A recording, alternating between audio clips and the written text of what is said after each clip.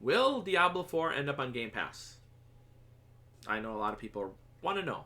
I was one of them. I actually checked, and according to one of the higher ups in Activision Blizzard, they have no plans for it. You might be thinking, it's not coming. That's not what is said. What is said, they have no plans for it. That is an Activision. Blizzard doesn't have any plans for that because Activision Blizzard doesn't really take part in the Game Pass model and doesn't really do any of those kinds of deals, at least at the moment. So when they say they have no plans, if the deal were to go through, Microsoft might have plans to bring Diablo 4 to Game Pass, and we don't know if the deal is going to go through. The chances are more likely, far more likely than it were a couple weeks ago, for it to go through than it used to be. So that's good news if you're a person who wants to play Diablo 4 on Game Pass and not have to buy the game outright, full price. But you might not be playing it day one.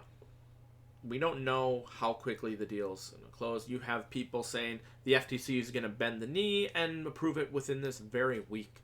Other people are saying the FTC is going to basically make a mockery of themselves and force Sony or Microsoft to just say, yeah, we're done with you, FTC. We're closing without you. And if you have a problem with that, sue us. Because the Microsoft lawyers did actually tell the FTC that if the European Union and the CMA, which is in the UK, approve it, they're going through with it with or without the FTC's approval. So you do have that aspect. That a corporation can feel so emboldened due to the FTC's incompetence and just literally tell them that to their face. Let that sink in. And it probably wouldn't be the case if they wouldn't have all their lawsuits basically being thrown out, except for like that NVIDIA ARMS deal and one other deal where they actually managed to win. But a lot of ones, they're taking it to court and losing. So keep that in mind. That's why they're saying that with such confidence to the FTC's face.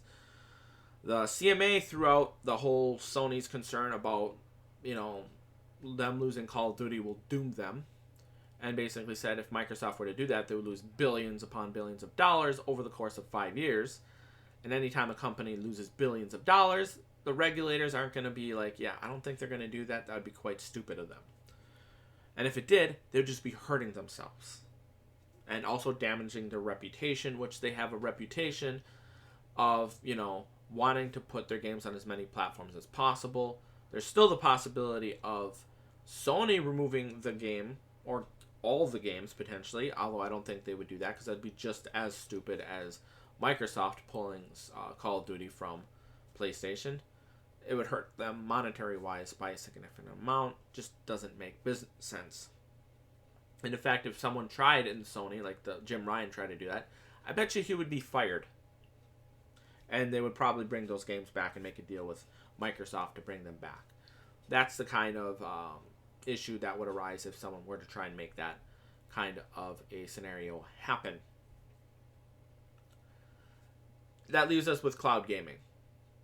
And since the cloud gaming market is an unproven market, like the only one that has seen some bit of a success is NVIDIA, I think, and Microsoft's is xCloud, or whatever the hell they're calling their cloud gaming service.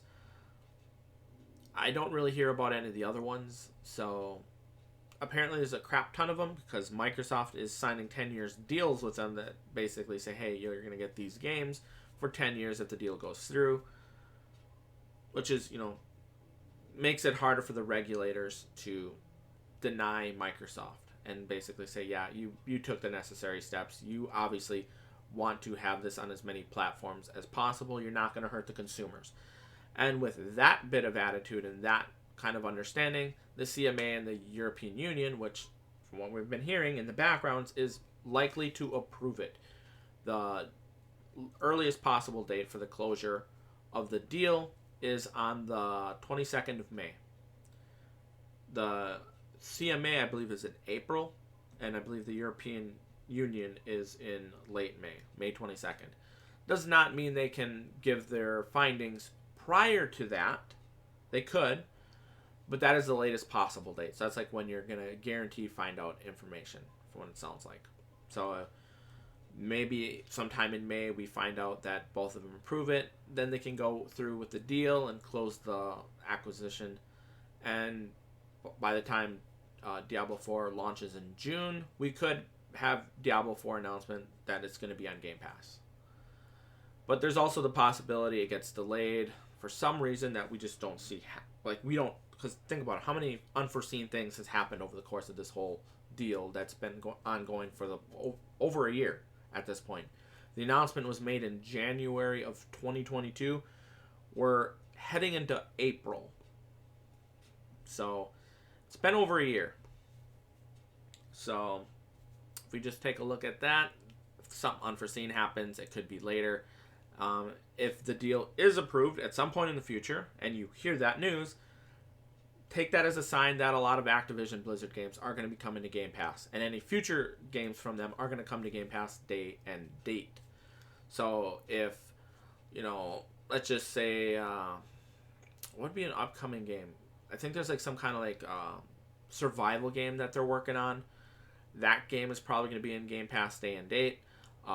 If they're working on, I don't know, let's just say for hypothetical situations that they're working on StarCraft 3 and a new Spyro game. When those games get announced or released, those games would appear in Game Pass day and date. So if the launch date is, let's just say, April 2024, on that date, they would be in Game Pass the exact same date that they released. So that's a good indicator if Diablo 4 is going to be on Game Pass. So I think that pretty much covers everything. Pretty much all of the games are going to come in Game Pass. Now, some games might not come out in the first wave. I mean, with, for example, the ZeniMax Bethesda deal, you had some games that came out as soon as they made the announcement that the deal had finished. The deal had finished, and they said, you can play these games now in Game Pass. And then it had a whole list of more recent games.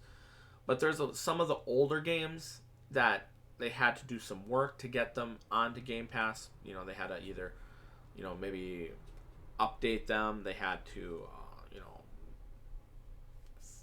I don't know, emulate. I'm not sure exactly how some of the older ones are playing. I haven't played them personally, but they had to do some work to get those games to be on Game Pass for the consumers to be able to play. So I think that pretty much covers everything I want to say. So if you skip to this point, TLDR, pay attention. If the deal is closed or blocked, you're either going to be looking at a delay of when it's going to, happen. So if the deal is approved, expect it to happen shortly after. Games will start appearing on Game Pass after the deal is, gone through and approved. If it's blocked, expect appeals and delays. And if all the appeals don't work and the deal has been blocked, then you're just not seeing it on Game Pass anytime soon. Maybe at some point in the future they could work out a deal, but it's not going to happen. So pay attention. If it's approved, it's going to be on Game Pass as soon as possible. That's pretty much it. Thank you for watching. Have a nice day. I'll see you guys next time, and peace.